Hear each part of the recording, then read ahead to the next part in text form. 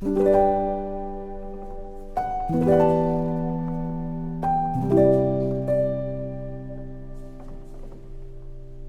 Danmark.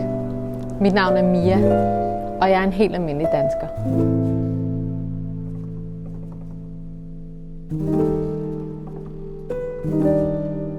Jeg elsker vores traditioner og hygge, og jeg holder særlig meget af vores samvær med familien og samles og spise en masse god mad.